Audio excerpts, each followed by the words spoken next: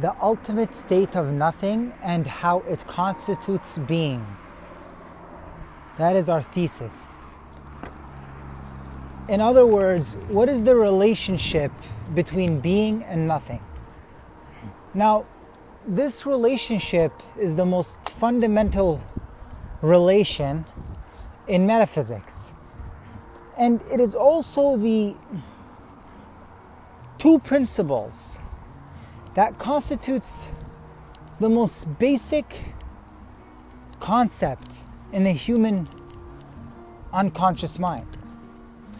Unconsciously, we all mediate, or rather have an understanding of the contradictory relationship between being and nothing.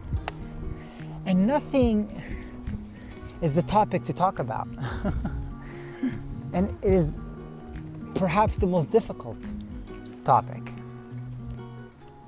We also have to talk about them not just as concepts, but rather as states of being. What do we mean by that? Well, nothing in metaphysics is the first principle. But to take it as the first principle is inherently contradictory.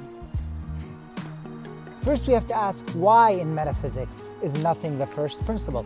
Why is being not the first principle? And why does being in metaphysics come after nothing? And the reason is ultimately logical. For the science of metaphysics is fundamentally logic. How it proves its ideas is not empirically or only empirically. I don't think empirical truth is inconsistent with metaphysics. I actually think it's a supplementary science, but it isn't the most fundamental. Because proving something empirically is not the only proof. Some things have to be proven logically first. In fact, you can completely observe something empirically and have no sense of what it is. And therefore you need logic and reason to make sense of it.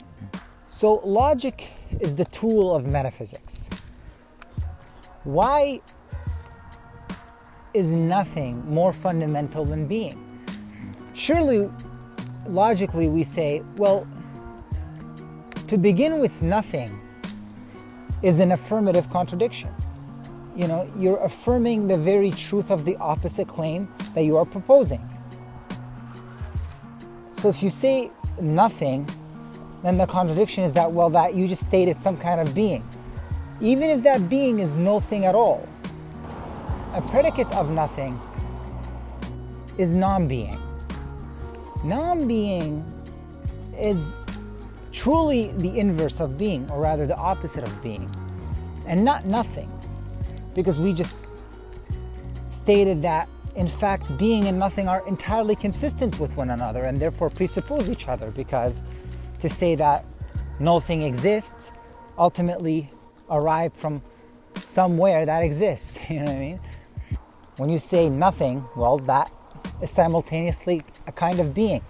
It is a being that is no thing at all, and it exists in that way. It exists in that way. That is its being, is that it is no thing at all. And therefore the essence of nothing is to not be. And the question is, well, what is being that nothing is not being? What is that being that nothing is not, or is the non-being of? Being is less fundamental than nothing. And the reason why we cannot begin with being, we must begin with nothing in metaphysics, and ultimately logically, is because if we say being, that is such a general claim, and in fact that is the very problem with the concept of being itself philosophically, is that it is too general, and philosophy ultimately tries to solve this issue. Being, what being? Which being? Who?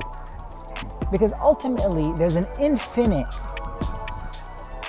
number of beings, an infinite number of beings, and if all these infinite beings exist simultaneously, there develops an indeterminacy in which one exists and which one does not.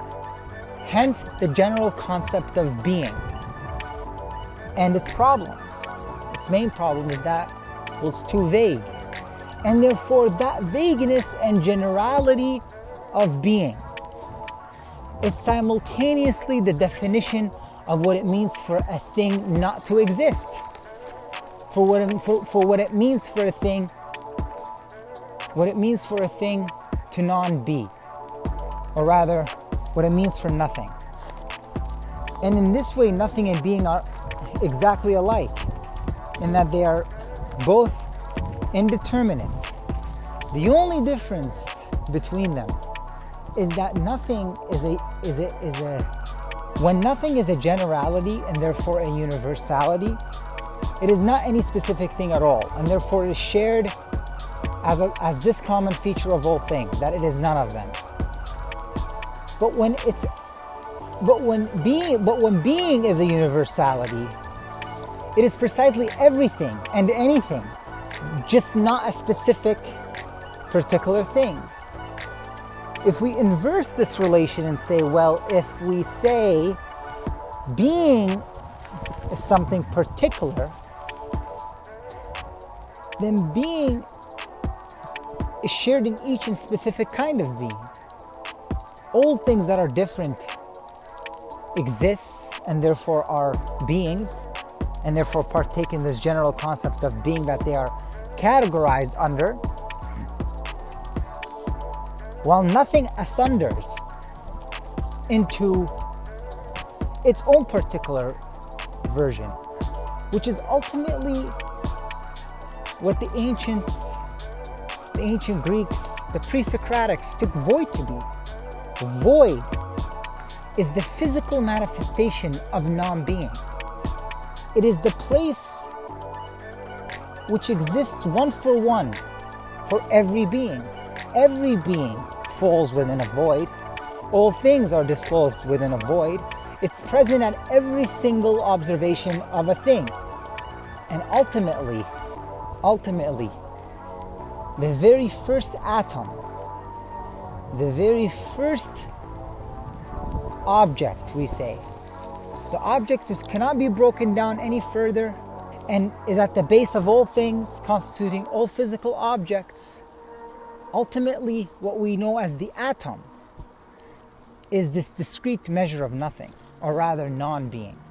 In this field, which we say is non-being, we notice a set of discrete measures of beings, and we say, oh my goodness, we can pick out a particular thing from another thing, and therefore we observe opposing determinations from one another, like a proton, a neutron, and an electron. A proton is just the determination of maintaining still, having the highest density, it's constant, has the least amount of motion, and it has the greatest mass and density. While a neutron is neither that nor an electron. An electron is outside this field of non-being, or rather this discrete measure of non-being, which discloses a set of discrete beings with opposing determinations. An electron is the determination which stood outside of that nothing, this particular nothing, as some non-particular thing.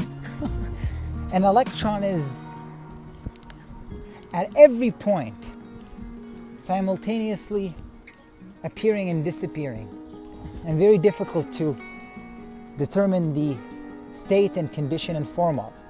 When it is a particle state, it transforms into a wavelength space that circles around the proton and the neutron in a spherical manner, and it's at every point on that sphere a discrete measure, or rather a concentration of energy. Oh, well, what is that concentration of energy? that concentration of energy is ultimately emitting from the relation between the neutron and the proton. The proton being this, what it means for something to be static, present, still, and having content and concrete matter. The content which can be used as the material to formulate particular things and objects. And the neutron is a very interesting element in relation to that. Because although it does not have a particular character, it is precisely each and every of those particular objects that require the material to be formed. We are still left with an indeterminate element in this interaction of the atom that the notion of atom generally cannot explain, which is, well, what is the role of the observer in this relation? Because when we say atom and we explain those interactions, we're also ultimately explaining these interactions from a particular point of view which is able to conceive that entire process occurring. And so the question returns back to the metaphysical question. How is being nothing? Think about that question. How is being at the same time nothing? Or rather, how is nothing a being? You see, that's, the way of asking it in that way answers asking it in the other way.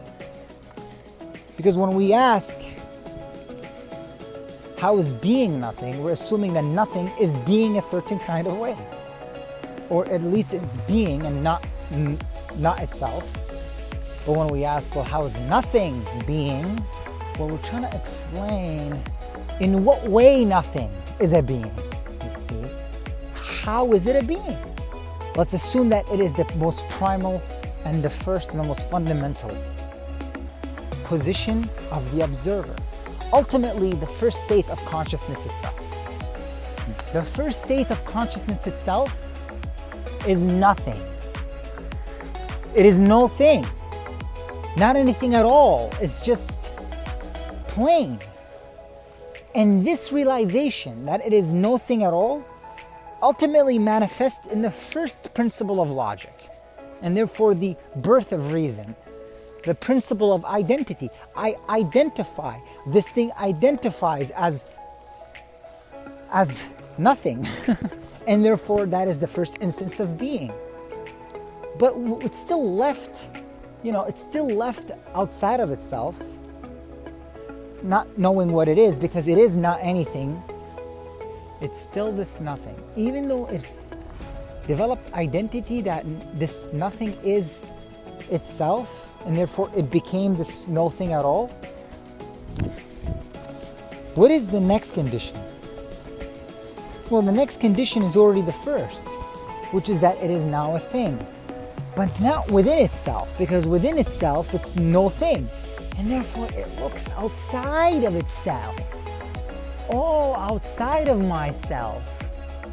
I'm looking outside of myself. And when you look outside of yourself, what do you see? Something starts appearing to be. Something starts being. Not you, something other. Something starts coming onto the scene. You're like, whoa, something is coming onto the scene. What is that thing? Whoa, wait a minute, that's not an object, because the very first thing that appears into being cannot be an object. Because an object ultimately refers to some aspect, an element of the environment. And an environment is more predicate than an object, which is within it, because each object plays a role in relation to other objects. There's no just object. That's just a bare concept when we say object in science and philosophy, to refer to the idea that something is a particular kind of thing and not just anything. That it must be this thing and not that thing. Just that bare general logic. It's a cat and therefore it's not a dog, you see? And that's an object. That's the essence of an object. That a cat is a cat and a dog is a dog. Those are objects. Now, of course, it has this inanimate feeling, but nevertheless, it's more generally applicable to all things identified as not other things. And so, objects do not appear, because objects only exist within a certain kind of environment. The question becomes, well, where does the environment exist? And the answer is, well, the environment is just nothing but the result out of an indeterminate and indefinite set of objects interacting with one another, and their total interaction, one with one and the other with one, and each with the other, and each with all and all with each, and one aspect with all and other aspects with each, and all those simultaneously culminate in the conception of this just general environment. And this general environment is ultimately disclosed by a moment in time. And that is what appears when the first instance of consciousness ascertains a self-identity of itself as a non-being. That is its first instance, is that it sees exactly that, the first moment, an instance of reality. And that's what appears out of darkness. That is what it sees. A moment. And then it realizes, wait a minute, there's another moment, and then another moment, and then another moment. And all these moments are happening, or rather are moving in relation to each other so fast. One is happening right after another. As an electron moves indeterminately around the proton and the neutron, they're happening so reoccurrent and fast. When one happens and the other does not, and that does not happen and that happens does not. You see? That they form a condensation and a static conception of time. They become this environment, or rather the objects in relation to each other, forming a general substrate, we say, a slab of nature. And that thing looks real. That thing is real. That thing is where you're in. And that's the matter of it, is the proton. The matter of it is the proton. And the neutron, well, those are the characters that are interplaying within it. They're neutral observers. Lies within them this indeterminate element, and the neutron being the least explainable and understandable. Even the electron, which is so uncertain and indefinite, is more definite than the neutron, which is so definite in it being unknown. Can you hear me? Can you hear me? Are you just listening to a program? Because my awareness ultimately is your awareness. There is no time in that sense of awareness. We can stay out here forever. It's because that is the most primal and ultimate state of the mind, state of consciousness. Observing things happening to it. But this it that things are happening to is no thing at all. It is identical and at the same time a point in each of them and a point outside of each of them. And it is identically itself and the aspects in opposition to it.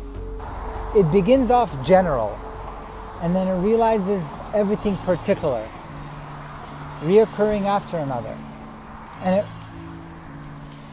And it realizes things so particularly that it becomes one of them. It becomes just an aspect in one of them.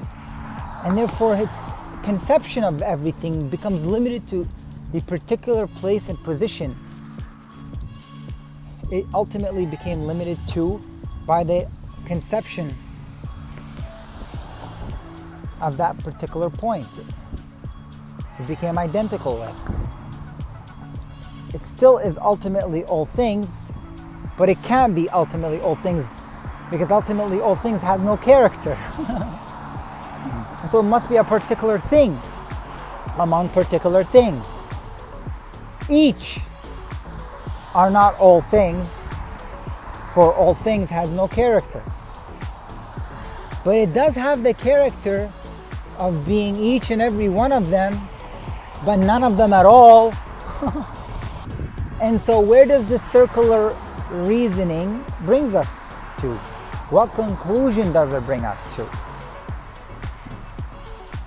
It brings us to that the very concept of reason itself, that this ability to understand the world and have some conception of the world is simultaneously the world itself. The world as it is ultimately how it is also conceived, but only in a very difficult manner that we just attempted to explain.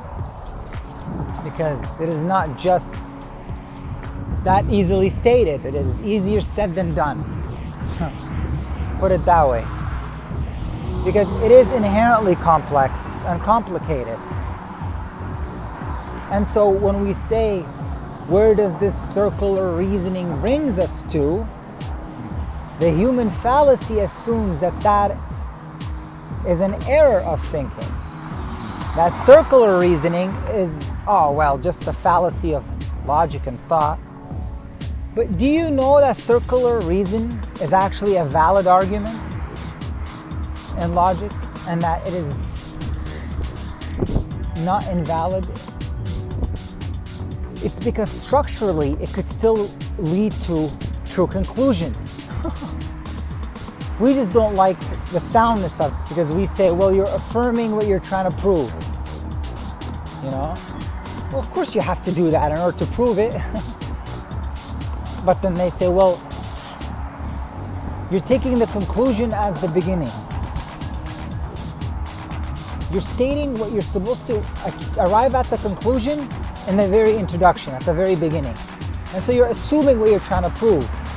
So, what's wrong with that? I have to assume it. How else would I propose it? I have to make the assumption. That's why it's an assumption. And therefore it's a proposition. And then that's what is being applied under scrutiny in order to be provable or proved, or rather concluded. And so we like to think of thought as a linear process. That what you begin off in the beginning ultimately is not the same at the end. That we can show between the duration, separating the beginning from the end, the line between the 2 points at the end of it. What constitutes the duration between the beginning and the end are all the reasons why the beginning is not the same as the end. And if we assume that, then we're clearly just assuming that the beginning is the same as the end. Because we just said, well, every duration has to have a beginning and an end. And therefore those two are fundamentally simultaneously present. When one is present, one cannot be without the other. And therefore, we are assuming the end also at the beginning. But then we say, well, no. Let's not do that. Let's just begin and let's just end somewhere else. Meaning that when we begin with something, it's not necessarily the case that the end is known in the same way as the beginning. And we say, well, fair.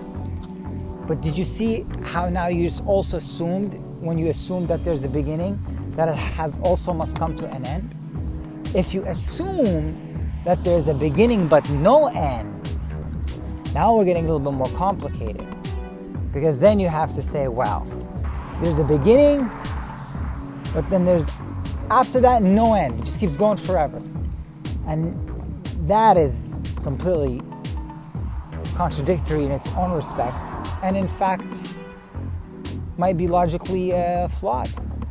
Or rather, just a mere flawed when we say it is just a limited logical conclusion, an abstraction, a moment that is taken to describe the whole. A moment that on its own is assumed to describe the whole that it must only be a part of. Because if we say that there's a beginning but no end, when we, in the proposition of a beginning, we assumed that a thing started somewhere, or rather the process started when at one point it was not.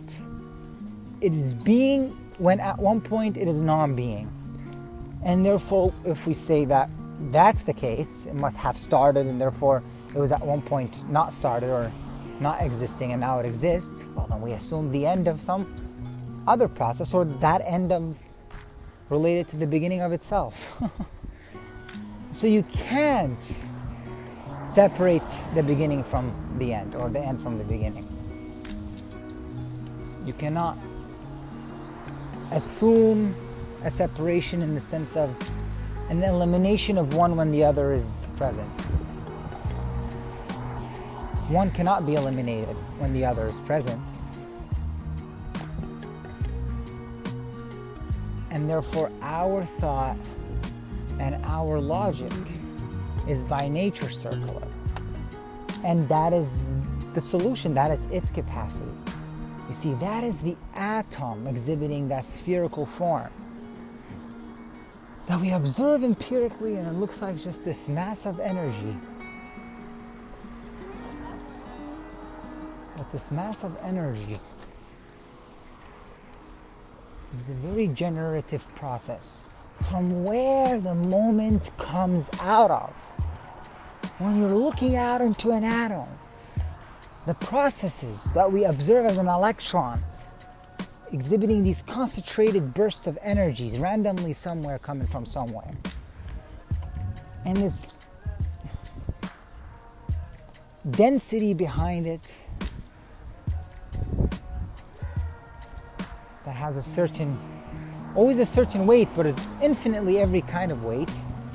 There are every atom, every atomic structure has a different mass and density of a proton. A proton is present at every atomic structure, necessarily so. In that sense, it's abundant and infinite. And behind that, it is feeding the electronic bursts into